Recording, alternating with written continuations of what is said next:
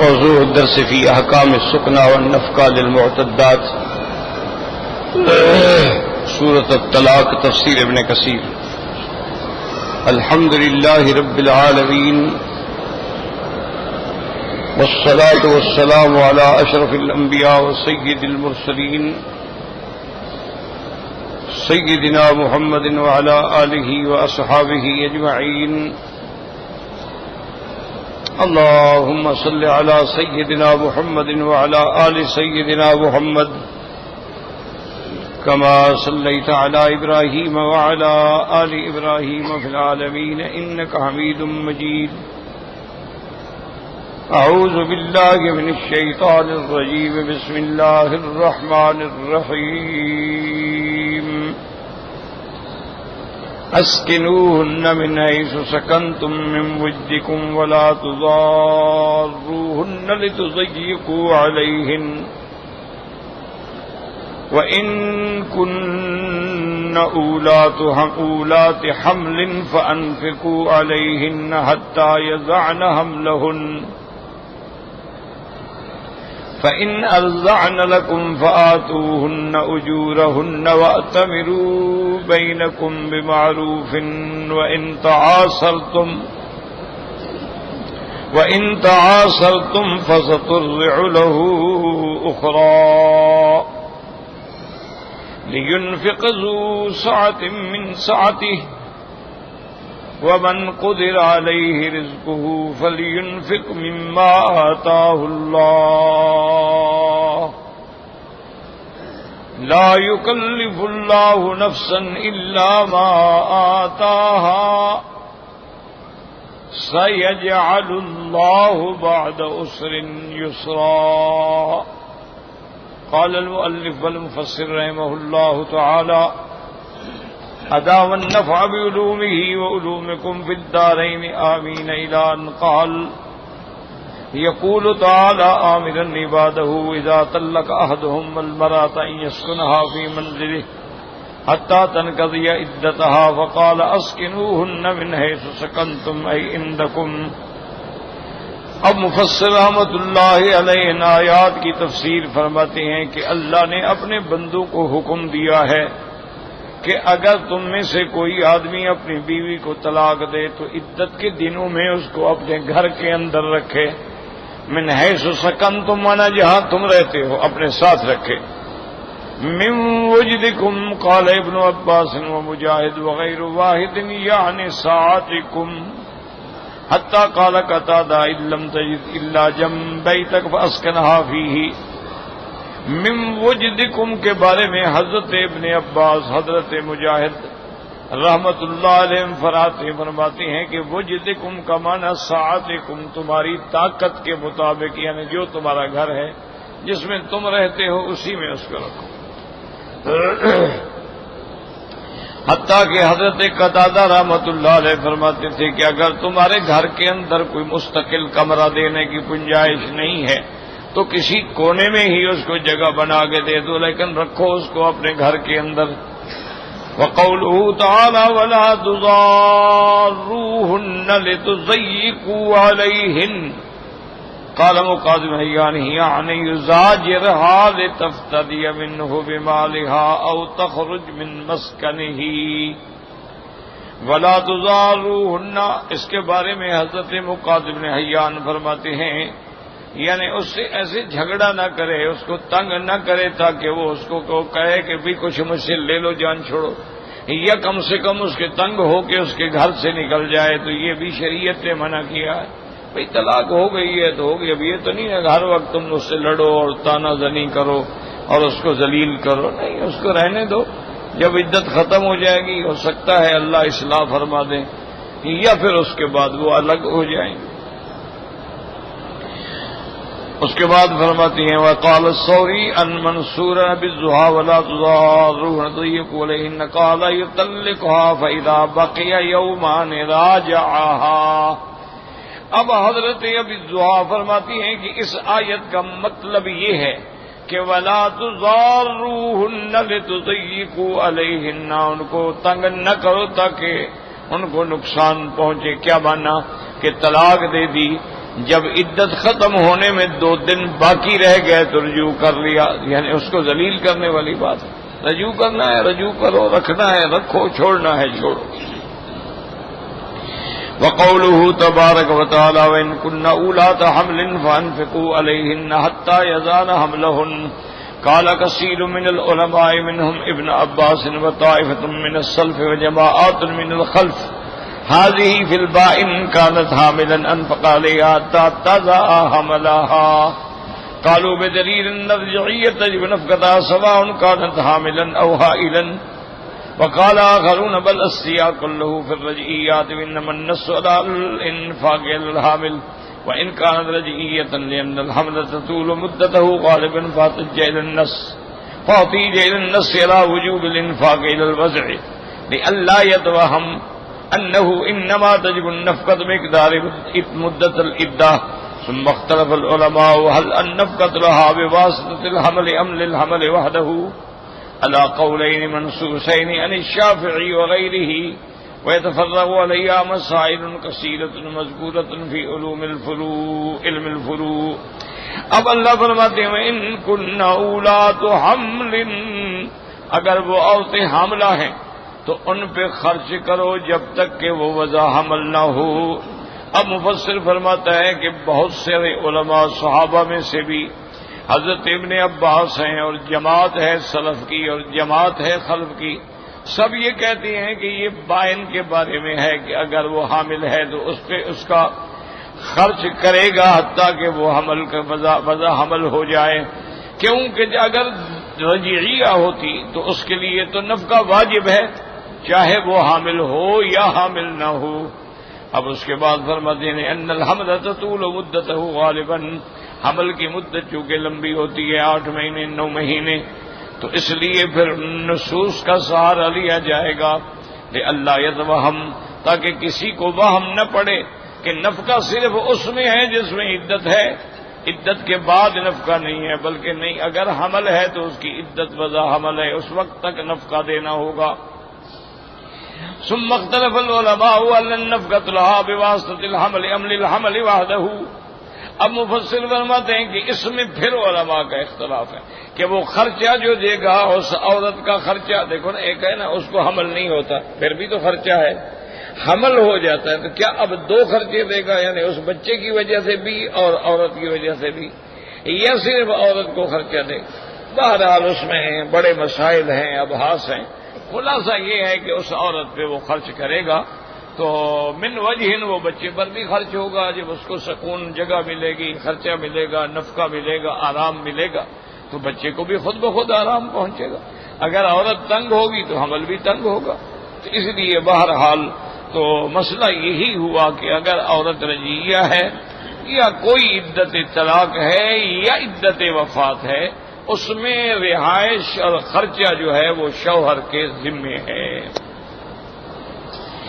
وقوله تبارک وتعالی فإن أرضعن لكم أي وإذا وضعن حملهن وهن توالق فقد بين بالقضاء عدتهن وقد بين بالقضاء عدة ولها حينئذ أن ترضع الولد ولها أن تمتنع منه ولكن بعد أن ترضيه باللباء وهو باقورة اللبن الذي لا قوام للمولود غالبا إلا به فإن أرضعت استحقت أجر مثلها ولها أن تعاقد أباه أو وليه ولا ينفقان عليه من أجرة۔ اب مسئلہ یہ ہے فإن أرضعن لكم، اب علماء فرماتی ہیں کہ جب وضع حمل ہو گئی تو اب اس کو طلاق بھی ہو گئی، عدت بھی ختم ہو گئی، تو اب اس کے لیے یہ ضروری نہیں ہے کہ تیرے بچے کو دودھ پلائے، لیکن بہتر یہی ہے کہ بچے کو وہ دودھ پلائے، کیونکہ وہ جو عورت کا پہلا دودھ ہوتا ہے وہ بچے کی صحت کے لیے، طاقت کے لیے، قوت کے لیے بہت زیادہ ضروری ہوتا ہے۔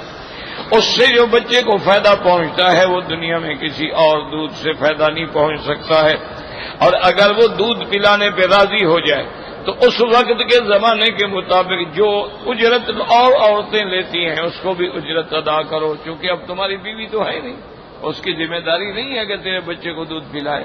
اب اگر اس نے پلایا ہے تو اس کو اجرت دینی ہوگی، اور وہ اجرت کیا ہے؟ دیکھ لو کہ ایسے حالات میں اس زمانے میں جس ملک میں جس علاقے میں آپ رہتے ہیں وہاں اگر کوئی عورت بچے کو دودھ پلائے 1 سال 2 سال تو کیا لے گی؟ وہی پیسے والدہ کو دے دو۔ اب اس کے بعد مفسر رحمۃ اللہ علیہ فرماتی ہیں کہ وہ اس کا والد یا ولی جو ہے وہ طے کر لیں اجرت۔ فَإِنْ أَرْضَعْنَ لَكُمْ فَآتُوهُنَّ أُجُورَهُنَّ، ان کو اجرت دو۔ وَأَتَمِرُوا بَيْنَكُمْ بِمَعْرُوفٍ أَيْ وَلْتَكُنْ أُمُورُكُم فِيمَا بَيْنَكُم بِالْمَعْرُوفِ مِنْ غَيْرِ إِضْرَارٍ وَلَا مُضَارَةٍ، آپس میں ایسا فیصلہ کرو کہ کسی فریق کو نقصان نہ ہو، نہ وہ یہ کہے کہ نہیں جی میں تو 20,000 ریال لوں گی، وہ کہیں گی میں تو 2,000 دوں گا، تو نہیں، ایسا معاملہ کرو مشورے کے ساتھ کہ دونوں کو نقصان نہ ہو۔ اس لیے کہ قرآن پاک کے اندر آ چکا سورۃ البقرہ میں لا تضار والدۃ بولدها ولا مولود له بولده، نہ والدہ نقصان پہنچائے نہ اس بچے کا والد نقصان پہنچائے۔ اب اللہ فرماتے ہیں وَإِن تَعَاصَرْتُمْ فَسَتُرْضِعُ لَهُ أُخْرَىٰ وَإِنْ اخْتَلَفَ الرَّجُلُ وَالْمَرْأَةُ فَطَلَبَتِ الْمَرْأَةُ فِي أُجْرَةِ الرِّضَاعِ كَثِيرًا وَلَمْ يُجِبْهَا الرَّجُلُ إِلَىٰ ذَلِكَ أَوْ بَذَلَ الرَّجُلُ قَلِيلًا وَلَمْ تُوَافِقْهُ عَلَيْهِ فَلْيَسْتَرْضِعْ لَهُ غَيْرَهَا فَلَوْ رَضِيَتِ الْأُمُّ بِمَا اسْتُؤْجِرَتْ بِهِ الْأَجْنَبِيَّةُ فَهِيَ أَحَقُّ بِوَلَدِهَا۔ اب مسئلہ یہ ہے کہ اگر ان دونوں میں اصلاح نہ ہو سکے، خاوند تھوڑا دینا چاہتا ہے، بیوی عورت زیادہ مانگنا چاہتی ہے، تو اب اس کے لیے کوئی دوسری عورت کا انتظام کر لیں، اس کو اجرت دیں اور وہ بچے کو دودھ پلائے۔ اچھا جب انتظام ہو جائے لیکن اب ماں کہے کہ بھئی اسی اجرت پہ میں بھی راضی ہوں، تو پھر ماں زیادہ حقدار ہے کہ وہی اجرت ماں کو دی جائے اور بچہ جو ہے ماں کے پاس رہے۔ یاد رکھیں کہ ابتدائے اسلام میں بھی ایک رواج بھی تھا اس معاشرے میں کہ بغیر کسی جھگڑے کے بھی اپنے بچوں کو دودھ پلانے کے لیے وہ دایا کو دیتے تھے۔ اب دیکھو نا، جب میرے آقا رحمت دو عالم محبوب دو جہاں صلی اللہ علیہ وسلم پیدا ہوئے ہیں تو کیا خیال ہے آپ کی والدہ یہ کہہ سکتی ہے کہ میں حضور کو دودھ نہیں پلاتی؟ یعنی سرکار دو عالم جیسا محبوب بیٹا ہو، لیکن بی بی صاحبہ نے بی بی حلیمہ سعدیہ کو بچہ دے دیا تو اس کی وجوہات ہوتی ہیں۔ ایک وجہ تو یہ ہوتی ہے کہ حضر کا اور اعراب کا فرق ہوتا ہے، ایک ہے شہری زندگی، ایک ہے دیہاتی زندگی۔ تو شہری زندگی جو ہے اس میں ہوا بھی اور خوراک بھی اور لوگوں کے اخلاق بھی بڑے مکس ہوتے ہیں اور بڑے عجیب حالات ہوتے ہیں۔ دیہات بڑے صاف ستھرے ہوتے ہیں، وہاں ہوا بھی اچھی، موسم بھی اچھا، خوراک بھی اچھی، دودھ بھی خالص، مکھن بھی خالص، لسی بھی خالص، سبزیاں بھی خالص۔ تو وہ جو دیہات کی زندگی ہوتی ہے نا اس کا کوئی مقابلہ نہیں، تو اس لیے عرب اپنے بچوں کو دیہات میں بھیج دیتے کہ بھی ان کی ابتدائی تربیت جو ہے وہاں۔ اور دوسرا ایک مسئلہ سب سے بڑا زبان کا بھی تھا کہ اگر آدمی شہر میں ہے تو وہ مختلف لوگوں کی زبانیں سیکھتا ہے۔ اب آپ یہاں خود رہتے ہیں مکہ شریف میں، آپ کو پتہ ہے ہمارے بعض آدمی جو ہیں عربی ایسے بولتے ہیں ماشاءاللہ کہ عربیوں کی روح کانپ جاتی ہوگی، لیکن وہ اپنا کام چلاتے ہیں، بول رہے ہوتے ہیں۔ اچھا، اور بعض عرب جو ہیں وہ اردو کی ٹانگ توڑ دیتے ہیں، بعض انگریزی کی ٹانگ توڑ دیتے ہیں، تو یہ تو پھر مکس ہوتی ہے نا، زبان صاف نہیں رہ سکتی، اس میں زبانیں جو ہے نا وہ مل جاتی ہیں۔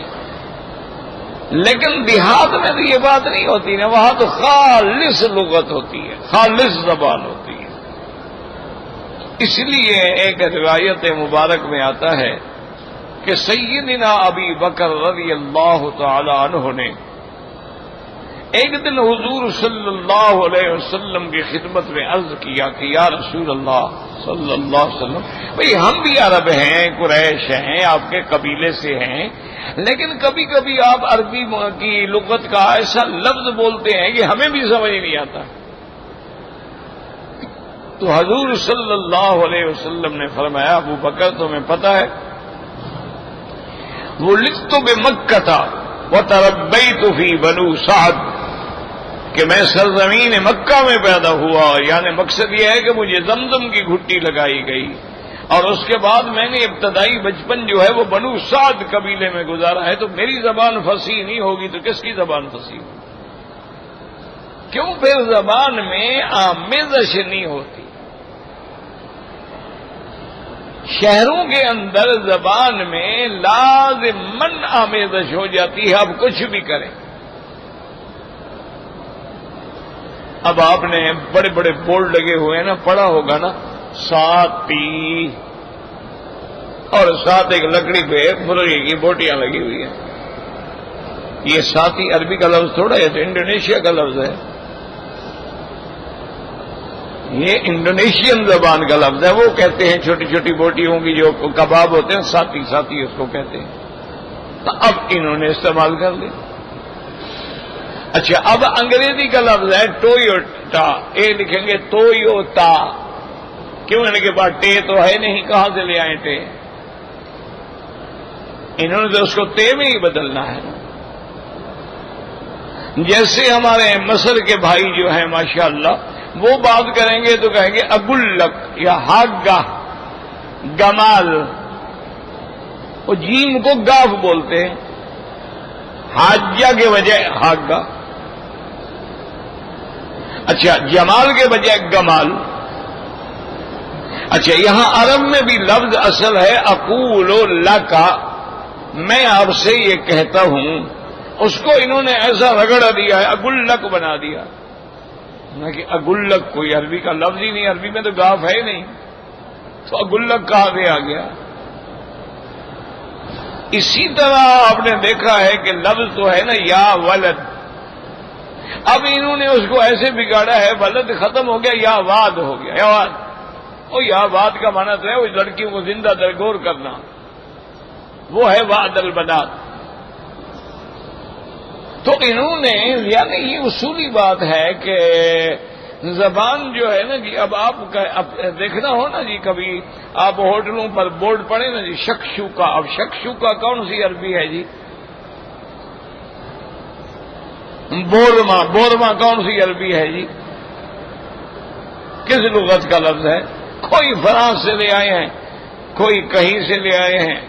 یہ برگر جو چل رہا ہے، یہ کون سی عربی زبان ہے جی برگر؟ تو اس لیے، اور جو دیہات ہے نا جی، وہاں خالص لغت ہوتی ہے، اس میں ملاوٹ نہیں ہوتی، نہ خوراک میں ملاوٹ ہوتی ہے اور نہ اس کے کھانے پینے میں اور نہ بولنے میں، فصیح اللسان آدمی ہو۔ آج بھی آپ دیکھ لیں کہ جو جنگلوں میں بدو رہنے والے ہیں نا جی، اتنا اللہ نے ان کو قوت حافظہ دی ہے، اور اتنے ذہین لوگ ہیں، کھڑے کھڑے 100 شعر پڑھ دے گا۔ بدو ہوگا بیچارہ، پڑھا ہوا بھی نہیں ہے، اتنی زبان پہ عروج ہے، ایک ایک 100 اشعار کی نظم جو ہے کھڑے پڑھتا چلا جائے گا، پڑھتے رہے پڑھتے۔ اسی لیے میں نے پہلے بھی عرض کیا تھا کہ لاکھوں صحابہ ہیں میرے مدنی کے، لیکن سرکار کے جمال کا یہ عالم تھا کہ صحابہ کہتے ہیں ہمیں جرت نہیں ہوتی تھی حضور کے چہرے پہ نظر ڈالنے کی۔ ایک تو ادب تھا، اور دوسرا آپ کے جمال کا اثر تھا۔ چند ایک صحابہ ہیں جنہوں نے سرکار دو جہاں کا حلیہ مبارک بیان فرمایا ہے، جو امام ترمذی نے شمائل ترمذی میں سرکار دو عالم کا حلیہ مبارک لکھا ہے۔ اچھا، اب اس کا اردو ترجمہ بھی ہو گیا ہے شمائل ترمذی کا، تو آدمی کو چاہیے کہ اچھی طرح اس کو 2 4 5 دفعہ پڑھے تاکہ حضور کا حلیہ مبارک سامنے آئے، اور اگر کبھی اللہ خواب نصیب کرے تو دیکھے کہ خواب اسی حلیے کے مطابق ہے تو پھر سچا ہے نا۔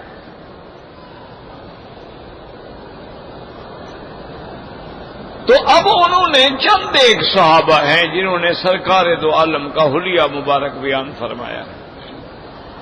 جب حضور ہجرت پہ تشریف لے جا رہے تھے اور راستے میں خیمے میں ٹھہرے، معبد جو ایک عورت تھی، ایک بدوی عورت تھی، عربیہ تھی، نہ تعلیم نہ سکول نہ کالج کا کچھ پڑھا تھا، اس نے جو حضور کا حلیہ بیان کیا ہے دنیا میں کوئی بڑے سے بڑا عالم بھی نہیں بیان کر سکتا۔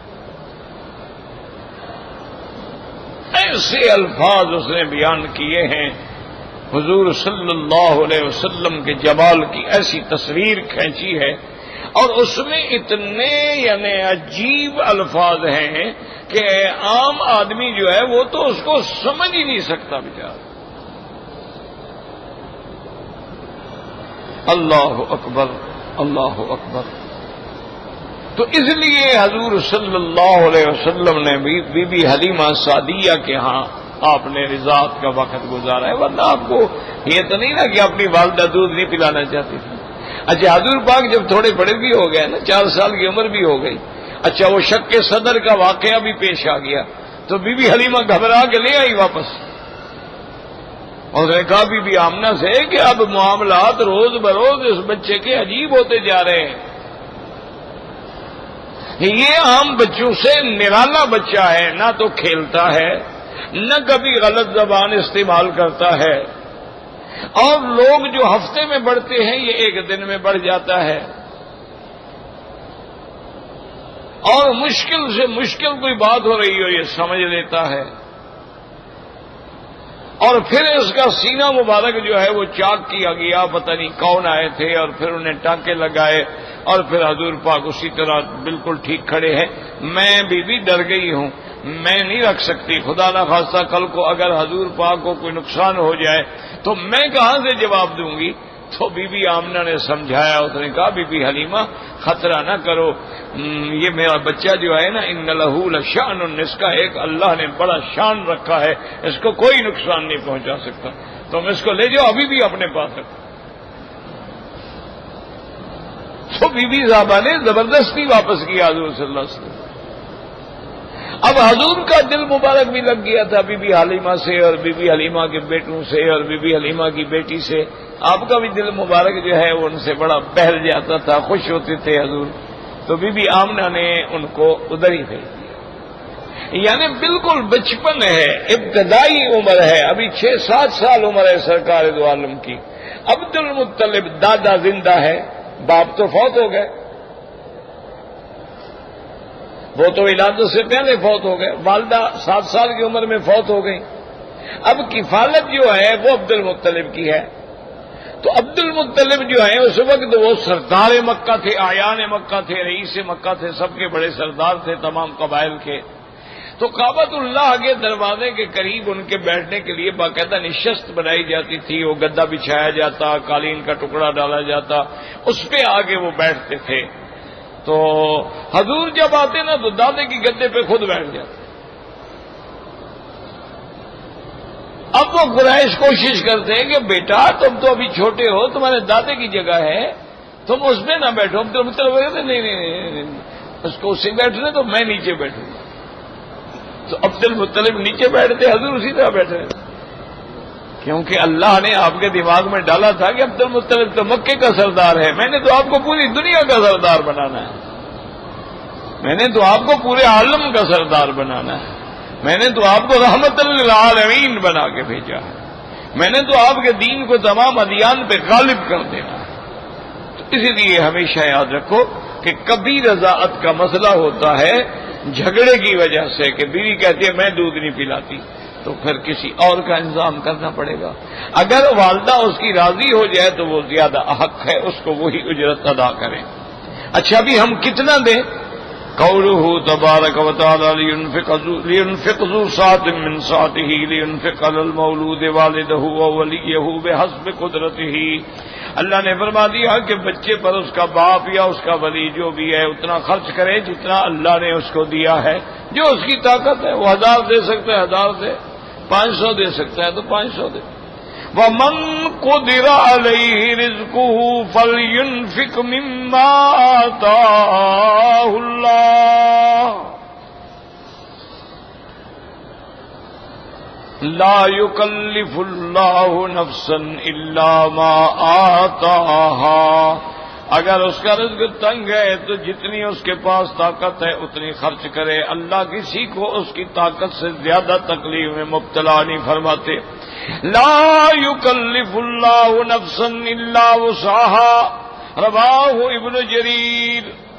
حدثنا ابن حمید قال حدثنا حکام بن ابی سنان قال سأل عمر بن الخطاب رضی اللہ تعالی عنہ عن ابی عبیدہ فقیل انه يلبس الغلیظ من الثياب ويأكل اخشن الطعام فبعث الیہ ب1000 دینار وقال للرسول انظر ما يصنع بها اذا هو اخذها فما لبس ان لبس اللين من الثياب واكل اطيب الطعام فجاء الرسول فاخبره فقال رحمه الله تعالى تأول هذه الآية لينفق ذو سعة من سعته ومن قدر عليه رزقه فلينفق مما آتاه الله۔ اب اس روایت میں آتا ہے کہ حضرت عمر بن الخطاب نے ابی عبیدہ کے بارے میں پوچھا کہ بھئی ان کا کیا حال ہے، تو ان کو بتلایا گیا کہ یلبس الغلیظ من الثیاب، موٹے موٹے کپڑے پہنتا ہے بیچارہ اور بالکل ہلکا سا غذا کھاتا ہے۔ تو آپ نے 1000 دینار بھیجا اور اپنے قاصد سے کہا کہ دیکھو اس کے بعد اس پہ کیا اثر ہوتا ہے۔ اس کے بعد وہ کہتے ہیں کہ کچھ عرصہ گزرا تو انہوں نے فوراً لباس بھی اچھا کر لیا اور کھانا پینا بھی اچھا کر لیا۔ تو قاصد نے آ کے بتایا کہ حضرت پیسے ملنے کے بعد یکدم تبدیل ہو گئے، انہوں نے لباس بھی اچھا بنایا، کپڑے بھی اچھے، کھانا پینا بھی۔ آپ نے فرمایا مانا یہ ہے کہ اس نے اسی آیت پہ غور کیا ہے۔ اللہ فرماتے ہیں کہ ہر کوئی اپنی طاقت کے مطابق خرچ کرے، اگر طاقت ہے تو اتنا خرچ کرو۔ یہ نہیں ہے کہ اللہ نے تمہیں دیا ہو تو پھر بھی تم ایسے کپڑے پہنو کہ لوگوں کو بدبو کے ساتھ کھڑے ہونے کی بھی توفیق نہ ہو، کہ ساتھ ہی کھڑے نہ ہو سکتے ہو۔ بہت سارے لوگ ہیں ماشاءاللہ ٹھیک ٹھاک پیسہ ہوتا ہے، لیکن اللہ نے ایسا محروم کیا ہے، نہ پہننا نصیب ہے نہ کھانا نصیب ہے۔ انا للہ و انا الیہ راجعون۔ ایک صحابی حضور کی خدمت میں آئے، آپ نے دیکھا تو بڑے پرانے میلے کچیلے کپڑے ہیں، اور آپ نے فرمایا حل عندک من المال، کہ تمہارے پاس کوئی مال شال بھی ہے؟ اس نے کہا یا رسول اللہ انی من جمیع الاموال، میرے پاس تو ہر قسم کا مال ہے، پیسہ بھی ہے، بکریاں بھی ہیں، اونٹ بھی ہے، مال بھی ہے۔ آپ نے فرمایا حل تری اثر نعمت علیک، پھر اللہ کی نعمتوں کا تمہارے بدن پر تو کوئی اثر نہیں ہے۔ تمہیں اگر اللہ نے دیا ہے تو تیرے بدن کا بھی تو حق ہے نا، ولی نفس کا علیک حق، اپنے نفس پر بھی تو خرچ کرو۔ یہ کہاں شریعت میں لکھا ہوا ہے کہ اگر اللہ نے تو پھر نکال دیا ہوگا کسی نے خود اسی کا پاؤں لگایا، اٹھ کے جا رہا تھا اسی کا اپنا پاؤں لگ گیا، ماشاء اللہ۔ لا حول ولا قوت الا باللہ العلی العظیم۔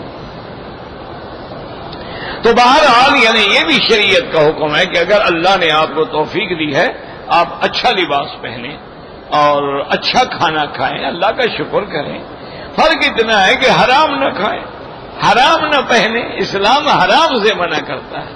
کلوا من طیبات مما رزقناکم، اللہ نے جو تمہیں پاکیزہ چیزیں دی ہیں بالکل ان کو استعمال کرو، اپنے گھر والوں پہ اچھا خرچ کرو، اپنی رہائش اچھی رکھو، اپنا گھر صاف ستھرا رکھو، تو یہ تو اسلام میں کوئی منع نہیں۔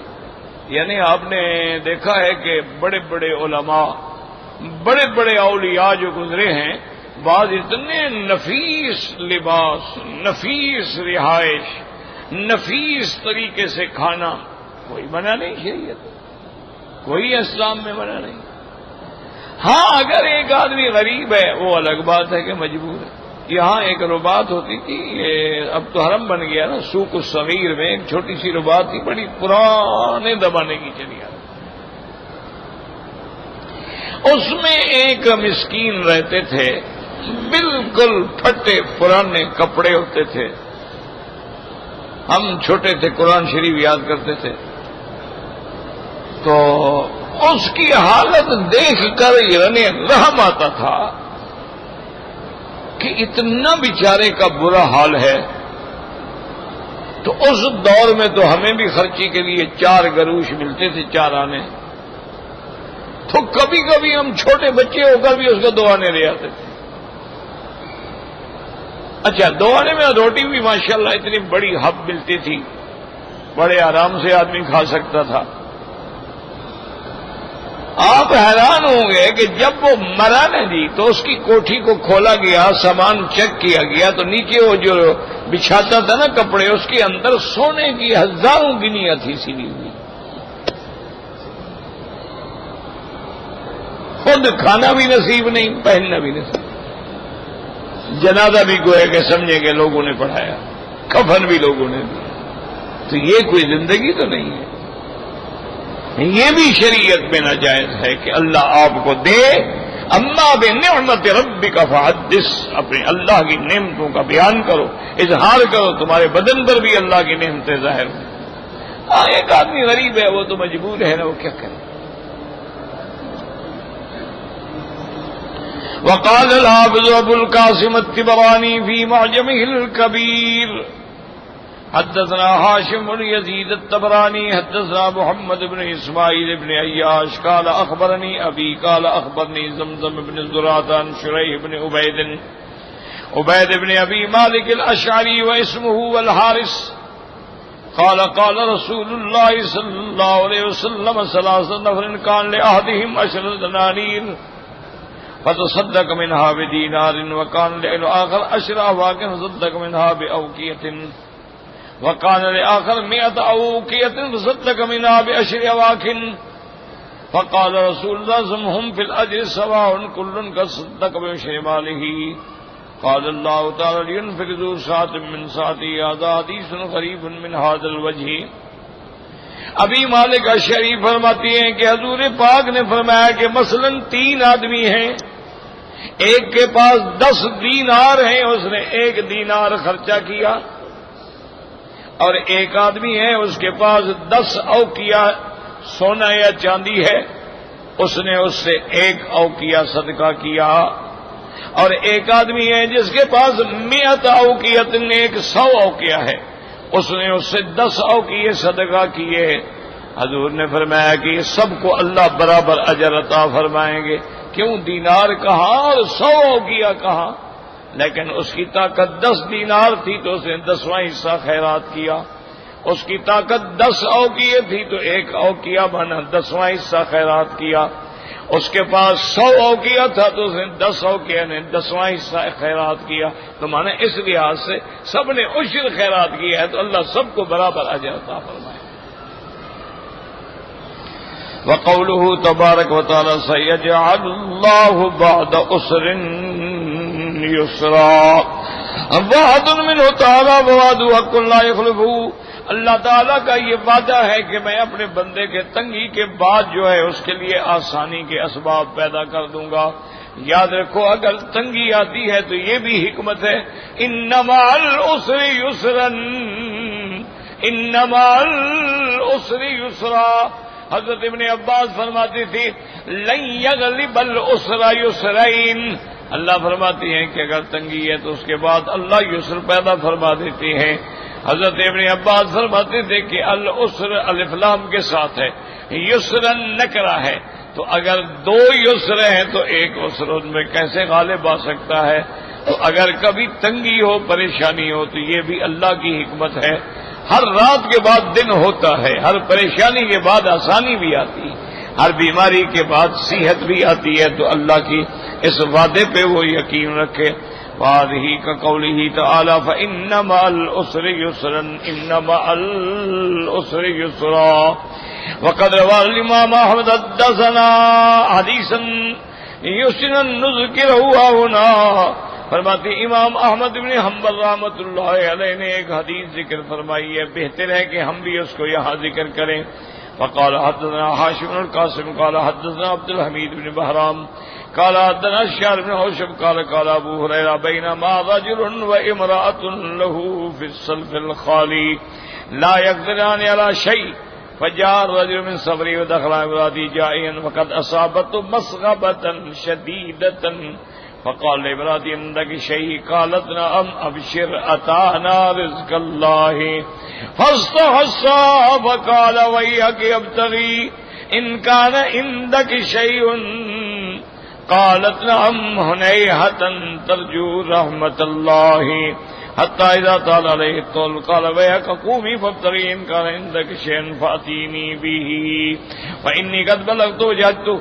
فقالت نعم الآن تفتح النور فلا تعجل.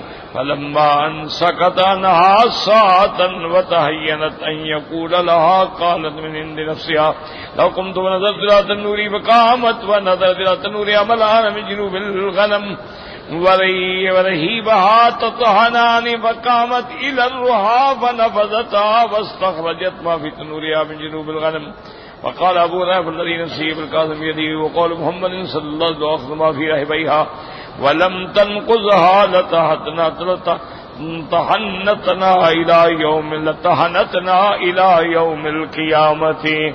اب اس حدیث سے مبارک ہو جاتا ہے حضرت ابو ہریرہ رضی اللہ تعالیٰ عنہ فرماتی ہیں کہ ایک مرد اور عورت تھے، وہ ایک ایسے مقام پہ تھے کہ بالکل وہاں کچھ بھی نہیں تھا، ذرائع بھی نہیں تھے، لا یقدران علی شیء، کچھ بھی نہیں کر سکتے تھے. اس کا خامن جو ہے وہ سفر پہ چلا گیا. جب سفر پہ واپس آیا تو دیکھا کہ اس کی عورت جو ہے بالکل بھوکھی بیٹھی ہے گھر کے اندر، جائعن کا ثابت مسغبۃ شدیدہ، اور بھوکے رہنے سے اس پر اس کی صحت پہ بڑا اثر ہے. اب یہ بھی سفر سے بیچارہ آیا اور یہ بھی بھوکا ہے. فقال لامرأته عندك شيء، اپنی بیوی سے کہا تمہارے پاس کچھ ہے تو لے آؤ کھانے کے لیے. قالت نعم ابشر، انہوں نے کہا ہاں فکر نہ کرو، تسلی کرو، اتانا رزق، اللہ کا رزق آ رہا ہے. اس کے بعد جناب تھوڑی دیر گزری، اس نے پھر کہا بھائی آگے کیا ہو گیا تمہیں؟ اب تک ان کا نہ عندک شیء، کچھ ہے تو لے آؤ. قالت نعم هنيهة، انہوں نے کہا تھوڑا صبر کر لو، نرجو رحمت اللہ، اللہ کی رحمت پہ ہم امید لگا کے بیٹھے ہیں. حتی اذا طال علیہ الطول، جب اور زیادہ دیر ہو گئی تو اس نے کہا کیا بات ہے مجھے بچوں سے باتوں میں بہلا رہی ہے تو ٹھیک ہے نہیں بتا دو. وَيَا کہ قومی فابتغی إِن كَانَ عِندَكِ شَيْءٌ فَأْتِينِي بِهِ فَإِنِّي قَدْ بَلَغْتُ وَجْهَدتُ. اس نے کہا اٹھو کچھ ہے تو لے آؤ، مجھے بڑی تکلیف ہے بھوک کی وجہ سے. فقالت نعم، اس نے کہا ہاں ٹھیک ہے حوصلہ تو رکھو، ابھی میں تنور جا کے گرم کرتی ہوں، جلد بازی نہ کرو، سب کچھ ملے گا. فلما انسكت عنها ساعة وتهينت ان يقولها قالت من عند نفسها لو كنت ونظرت الى تنوري. اس نے کچھ اور دیر گزری تو اس نے کہا کہ چلو میں اٹھ کے تنور پر جاؤں، تنور کو دیکھوں، کچھ اس کو تسلی ہو. کہتی ہے عورت کہ جب میں آئی فنظرت الى ملآن من جنوب الغنم ورهيبها تطحنان، میں کیا دیکھتی ہوں تو میرا تنور جو ہے وہ تو گوشت کی چوڑیوں سے بھرا ہوا ہے اور اندر پک رہی ہیں ماشاءاللہ. فقامت الى الروا، آئی آ کے دیکھا کہ چکی کی طرف تو دیکھا ماشاءاللہ وہاں تو ماشاءاللہ وہاں تو آٹا ہی آٹا ہے. اس نے وہاں سے آٹا نکالا اور تنور سے جا کے گوشت نکالا اور اس آ کے پیش کیا اپنے خامند کو. حضرت ابو ہریرہ فرماتے والذی نفسی، میرے زندگی جس کے ہاتھ میں ہے، حضور پاک نے فرمایا کہ یہ حضور کا قول ہے. آپ نے فرمایا لو اخذت ما فی رحبیہا ولم تنفذها لتحنتها الى یوم القیامت. آپ نے فرمایا اگر وہ بی بی وہاں سے لیتی رہتی، اس کو جھاڑتی نہ، صاف نہ کرتی تو قیامت تک کھاتے رہتے، ختم نہ ہوتے. اللہ تبارک و تعالیٰ کی اس میں رحمتیں اور برکتیں ہو جاتی. ہم جب پڑھتے تھے نا والد صاحب کے پاس رحمت اللہ علیہ، تمہارے مدرسے دیہات میں مدرسے تھے اور وہ مٹی کے بنے ہوئے ہوتے تھے، اس کو سرائیکی زبان میں کلوٹیاں کہتے ہیں، اس میں گندم رکھی جاتی تھی. کسی میں 10 من، کسی میں 15 من، کسی میں 20، 3-4 بہرحال وہ تھی. 300 350 طالب ہوتا تھا. اس دور میں ماشاءاللہ مکران سے، زہدان سے، نوکنڈی سے، دنیا جہان سے طالب آتے تھے پڑھنے کے لیے. چونکہ وہ علم کا دور تھا نا، لوگ عالم تلاش کرتے تھے کہ عالم کہاں ہے. بھوکے رہیں گے لیکن علم تو پڑھیں گے. تو والد صاحب نے گھر والوں کو نصیحت کی ہوئی تھی کہ بھی جب بھی دانے نکالو نا آٹا پیسنے کے لیے تو بغیر وضو کے کبھی نہ نکالو. ایک تو وضو کیا کرو، اور دوسرا یہ ہے کہ اندازہ نہ لگایا کرو کہ یہ 10 سیر ہے یا 20 ہے یا کیا، بس اللہ پہ توکل کر کے دانے نکال کے پیسنے کے لیے دے دیے. وہ بھی اسی طرح احتیاط کرتے، میں سارا سال گزر جاتا دانے ختم نہیں ہوتے. اللہ کی شان، وہ کتنا ہوں گے میرے خیال میں زیادہ سے زیادہ یوں سمجھیں 100 من ہوگا. اب اللہ کا شکر ہے ماشاءاللہ، اس وقت طالب 300 ہوتے تھے، اب میرے خیال میں 250 ہیں. تو 500 من گندم تو میں ان کو اپنے فصل سے دیتا ہوں، پھر بھی خریدتے ہیں، تھوڑی نہیں ہوتی. اب اللہ کی شان ہے، وہ برکتیں ہی ختم ہو گئی. اللہ نے وہ برکت ہی اٹھا لی. ساری سردیوں میں گڑ کی چائے ہوتی تھی،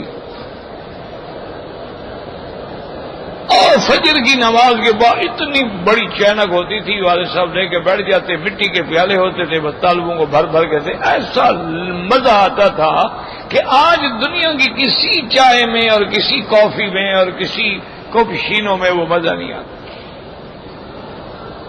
اچھا، ہم طالبوں کو لوگ لے جاتے تھے وہاں جہاں گنے کا فصل ہوتا ہے نا جی، تو وہ بڑے بڑے کڑھاؤ چڑھتے تھے، اس میں وہ گڑ بناتے تھے. تو وہاں ہم جا کے بیٹھ جاتے تھے تو گرم گرم گڑ اوپر سے کاٹ کے ہمیں دیتے تھے، کھاتے تھے جناب، بڑا مزہ آتا.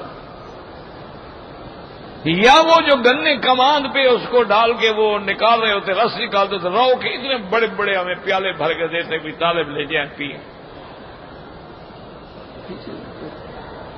اچھا، اور جناب یہ ہے کہ راستے میں جا رہے ہیں، کسی کے مٹر دیکھے تو کسی نے مٹر دے دیے، کسی نے چنے دے دیے، وہ لے آئے، اس کو آگ پر بنایا، وہ بیٹھ کے کھا لیے، بس رات کی روٹی ہو گئی.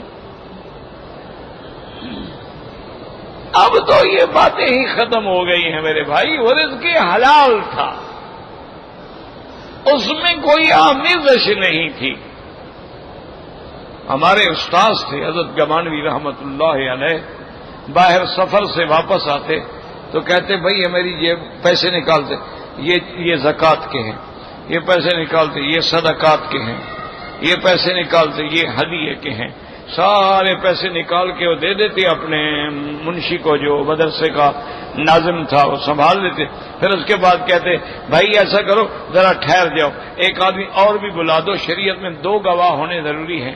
اچھا، وہ کسی اور کو بلا، کہتے بھائی میرے دیکھو نا، یہ جیب کی تلاشی لے لو، اس جیب کی بھی تلاشی لو، اس جیب کی بھی تلاشی. اچھا، یہ میری چادر کی جو ٹب ہے نا، اس کی بھی تلاشی لو، کہیں یہ نہ ہو کہ استاد ہمارے خیرات کے پیسے چھپا کے گھر لے گیا. یہ احتیاط. اللہ اکبر اللہ. 8 آنے ان کو دیتا تھا. ایک آدمی بیٹ کے علاقے کچے میں رہتا تھا وہ. اچھا، خدا کی قدرت ہے، سزا بھی مجھے ملتی تھی. مجھے کہتے کہ بھائی اس کے پاس جا کے چندہ لے آؤ.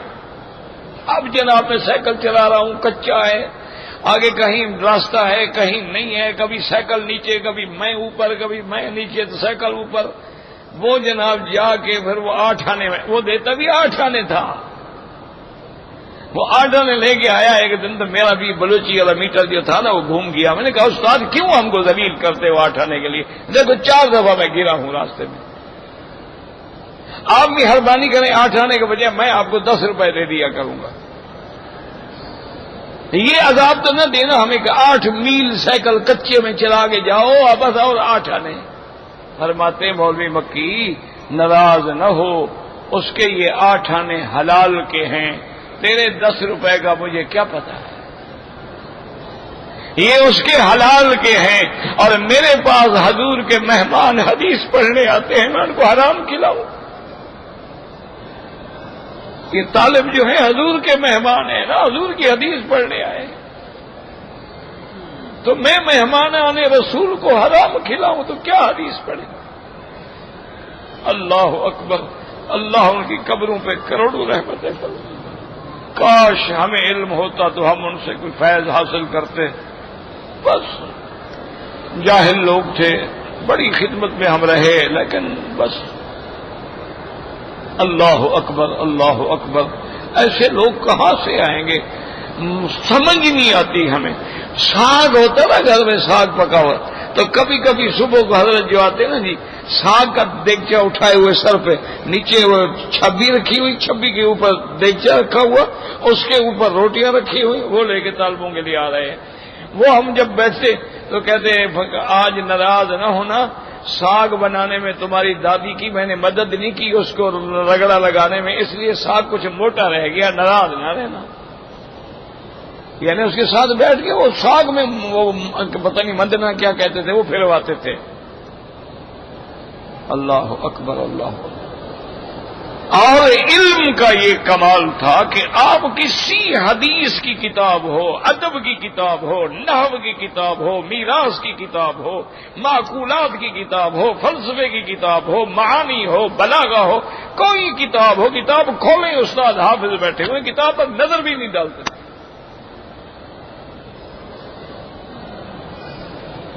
والد صاحب ہمیشہ کہتے تھے بستتن فی العلم والجسم، موٹے تھے نا، واضح فرما کہ یہ علم کا کوٹھا ہے، علم کا کمرہ ہے، یہ سارا اس کے اندر علم بھرا ہوا ہے، روٹی شوٹی نہیں ہے، کھانا شانا نہیں ہے، علم بھرا ہوا ہے اس کا. اللہ ان کی قبروں پہ کروڑوں رحمتیں فرمائے. کیسے کیسے لوگ تھے. حج پہ آ رہے تھے نا ہمارے بھائی سیف الرحمان صاحب بھی ساتھ تھے، تو وہ گواہ ہیں، ابھی وہ بھی شیخ الحدیث ہیں ماشاءاللہ، مدرسہ سولتیہ میں پڑھاتے ہیں، تو ہمارے بھائی ہیں، عزیز ہیں.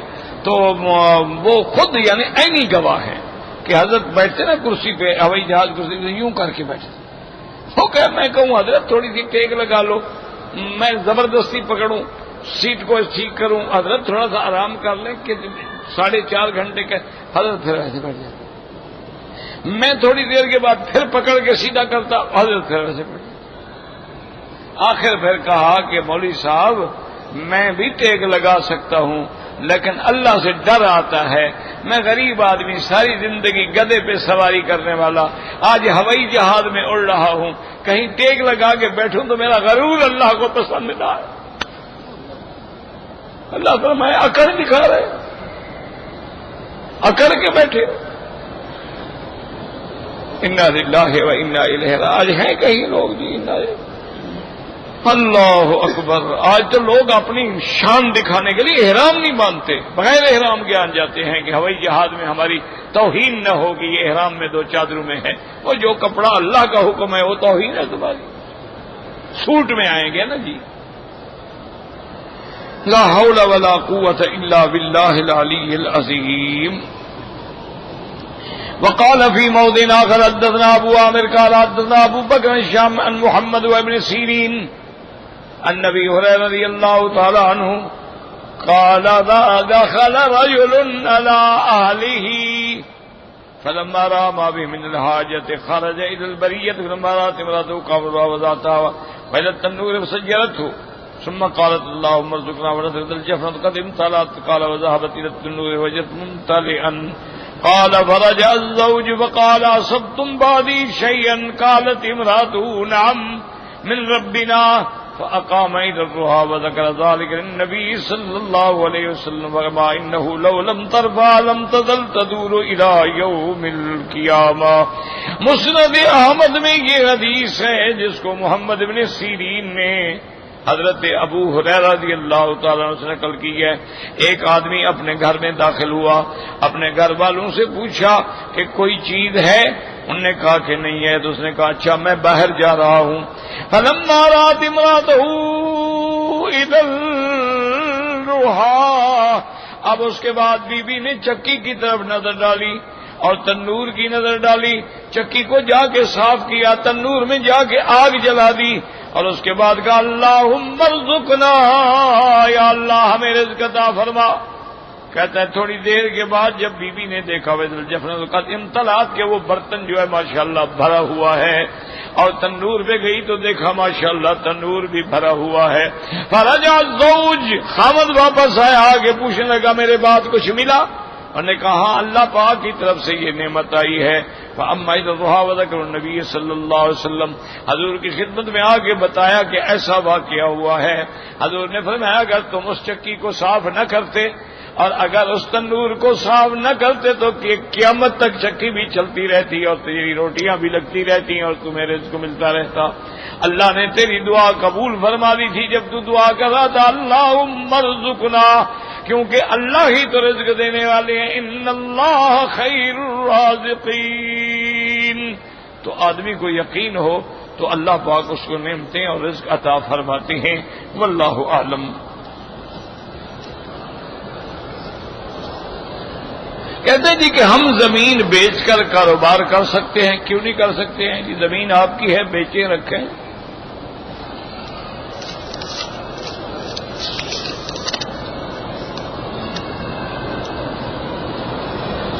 ایک آدمی نے منافع طے کر کے کہ بھئی کس بات کا منافع، وضاحت کرو نا۔ کیوں اگر کسی کاروبار میں پہلے تم نفع طے کر لو کہ 20% لوں گا تو یہ تو سود ہے۔ منافع تو طے ہو نہیں سکتا نا کاروبار میں، کبھی نفع ہوگا، کبھی گھاٹا ہوگا، کبھی زیادہ ہوگا، کبھی تھوڑا ہوگا۔ پہلے وضاحت کرو۔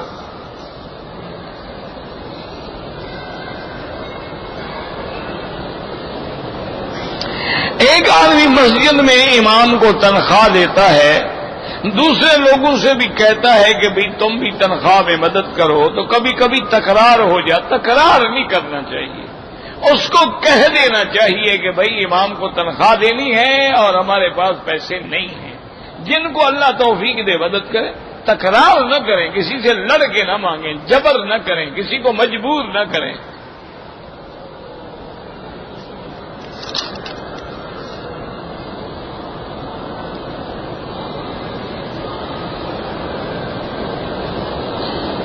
میں رہائشی جدے کا ہوں اور ڈرائیور شعبے سے ہوں، تو آپ سفر پہ جاتا رہے تو آپ نماز سفر پڑھیں گے، چاہے 1000 پوری زندگی سفر میں رہو، کوئی بات نہیں۔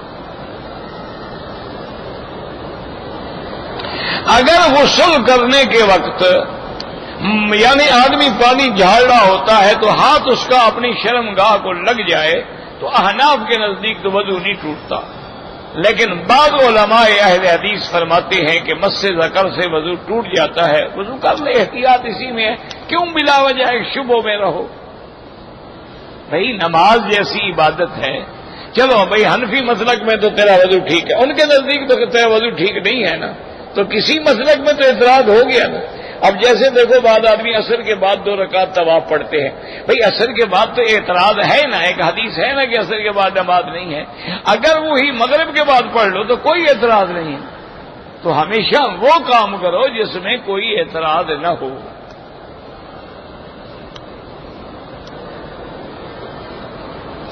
کیسٹوں میں جو قرآن سنتے ہیں ان کا وہ حکم نہیں ہے۔ اگر کیسٹ چل رہی ہے، آیات سجدہ آ جائے تو ہم پر سجدہ ضروری نہیں ہے۔ کیسٹ کے سننے کا حکم اور ہے، انسان سے سننے کا حکم اور ہے۔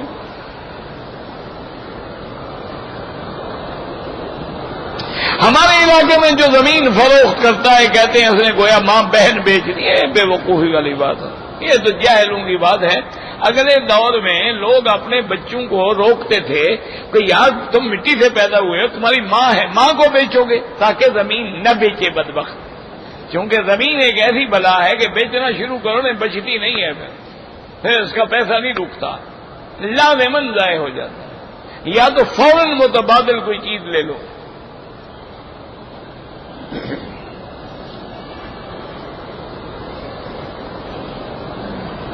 اگر نماز کے بعد ہم کل شریف پڑھ کے یا قرآن پڑھ کے ثواب دینا چاہیں سرکار دو جہاں کو یا اور امت محمد میں بالکل دے سکتے ہیں۔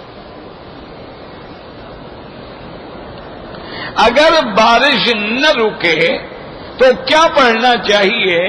حضور پاک نے جو دعا مانگی تھی نا، اللہم حوالینا ولا علینا، اور اللہ سے دعا مانگے کہ اللہم لا تہلکنا بذنوبنا، اللہم لا تعذبنا بذنوبنا۔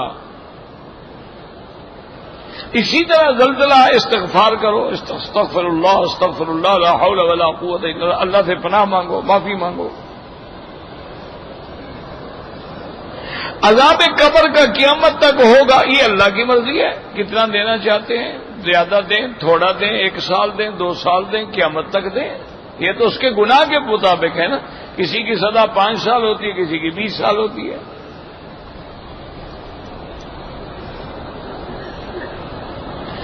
احرام کسی سے چوری کر کے احرام میں عمرہ نہ کرو، تو حرام ہے۔ حجر اسود جو ہے یہ کب لگایا گیا؟ جب کعبہ بنا، حضرت ابراہیم علیہ السلام نے بھی رکھا۔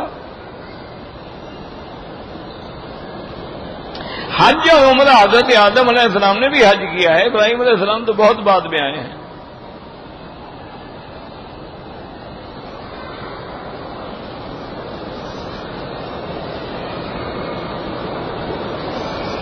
میرے ماموں کی بیٹی کی شادی ہوئی، اگلے دن وہ اس کا گھر چھوڑ کے آ گئی، لڑکے والوں سے طلاق لے لی، تو وہ جانے ان کا کام جانے، اب ہم کیا کریں؟ تو اس کو پہلے تحقیق کرنی چاہیے تھی نا کہ اگر لڑکی نہیں چاہتی تو کیوں خواہ شادی کی؟ بہرحال طلاق لے لی، طلاق ہو گئی۔ مجھے دعائیں قنوت نہیں آتی، تو جو آتی ہے وہی پڑھتے رہو، جو دعا اور اس دعا کو یاد کرتے رہو۔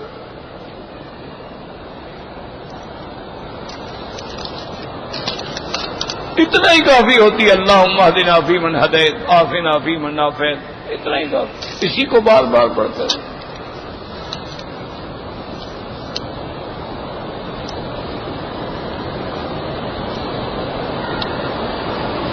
میرے والد صاحب 21 رمضان کو عمرہ کرنے کے لیے آئے تھے، حرم شریف میں داخل ہوئے، واپس نہیں آئے۔ ہم سب تلاش کریں، اللہ پاک آپ کی مشکل کو حل فرمائیں۔ آپ ایسا کریں نا، خدا نہ خاصہ کو حادثہ ہو گیا ہو ہسپتالوں میں ادھر ادھر، یا جو لوگ ترحیل والے پکڑتے ہیں ان تمام دوائر میں جا کے پتہ کریں، اخبار میں اعلان کر دیں، اشتہار دے دیں، اللہ پاک مشکل حل فرمائیں گے۔ اللہ تبارک و تعالی ہی قادر ہیں، وہ آپ کی پریشانی کو دور فرما دیں گے۔ ربنا تقبل منا انک انت السمیع العلیم وتب علینا انک انت التواب الرحیم۔ اچھا، بعض علماء نے لکھا ہے کہ سورۃ والضحیٰ جو ہے نا، سورۃ والضحیٰ کو پڑھ کے یعنی 21 دفعہ دعا کرے اور ڈھونڈتا بھی رہے اور پڑھتا بھی رہے تو انشاءاللہ مل جائیں گے۔ ربنا ظلمنا انفسنا دوائی دی آپ کو ابھی